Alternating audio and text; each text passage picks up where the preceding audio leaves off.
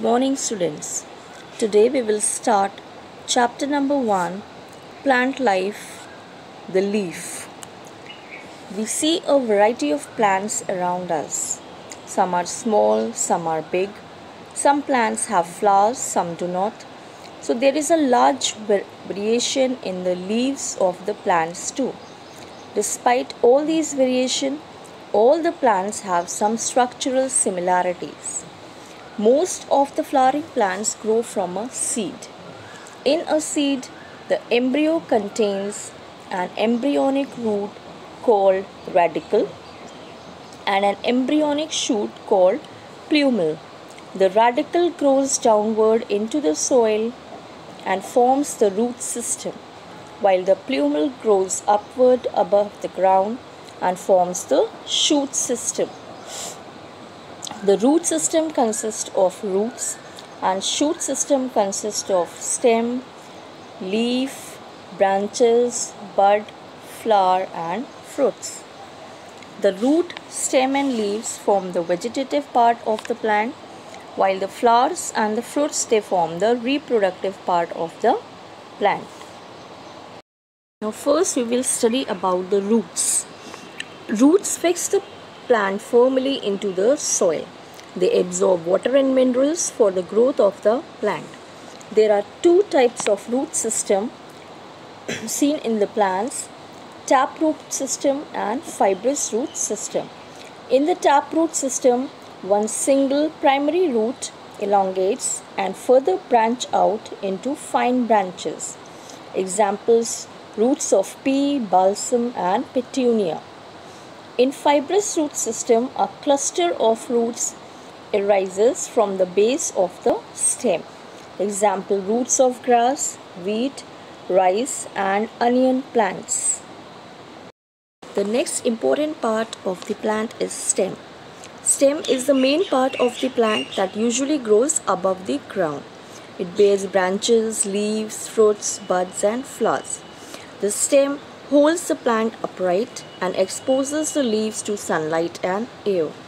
It conducts water and dissolved minerals absorbed by the roots to other parts of the plant, and it also transports food prepared by the leaves throughout the plant body.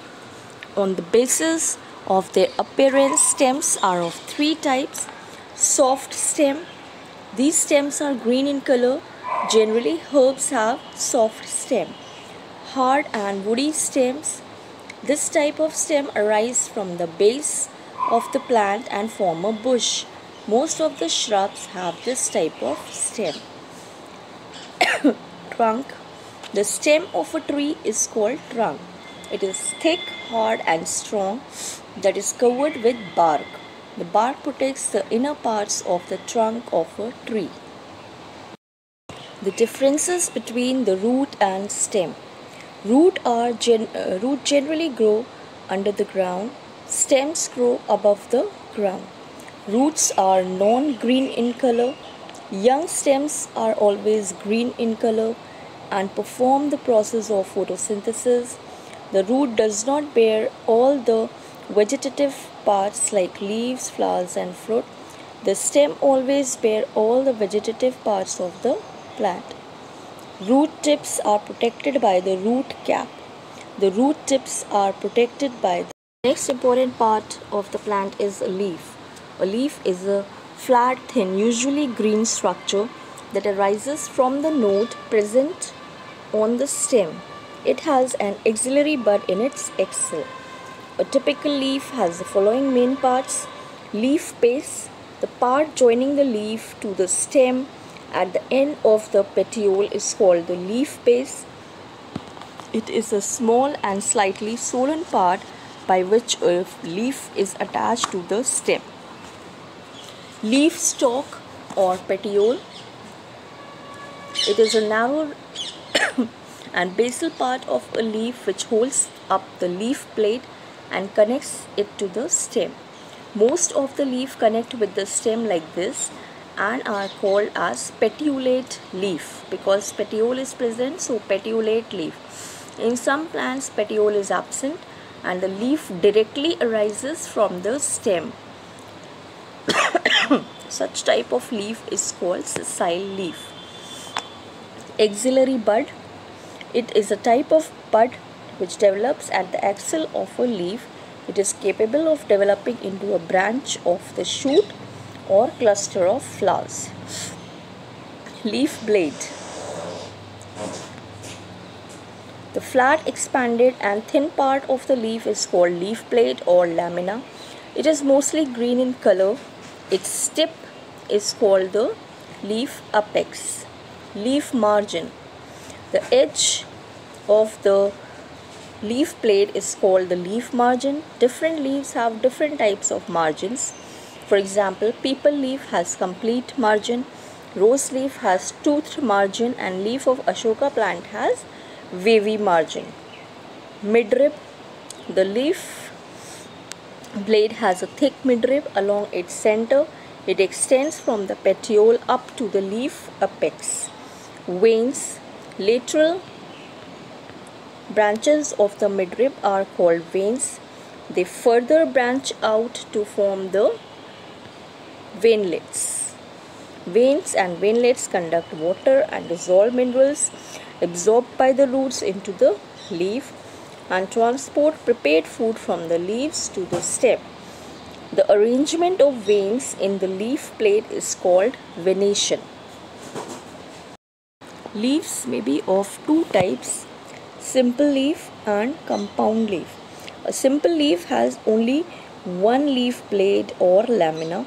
The leaves of mango, papaya, guava and banyan tree are simple leaves. A compound leaf is one in which the leaf blade is clearly divided into many distinct parts called leaflets. The leaf of rose, neem and gulmohar are examples of the compound leaves.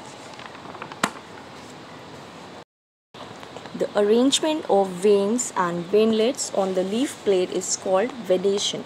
There are two types of venations, parallel venation and reticulate venation. In parallel venation, the veins of the leaves run parallel to each other. For example, leaves of maize, fan, palm and banana. In reticulate venation, the veins and veinlets of the leaves are interconnected over the entire lamina, forming a web-like network. For examples, the leaves of castor, peepal and mango. The functions of leaves are manufacture of food. The green leaves prepare food for the plants in the presence of sunlight and chlorophyll by the process called photosynthesis. Second important function is transpiration. It is the process of releasing excess water from the plant by the process of transpiration. It keeps the plants cool.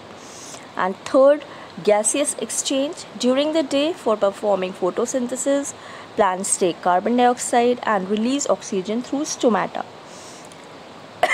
Plants, like other living organisms, respire continuously day and night.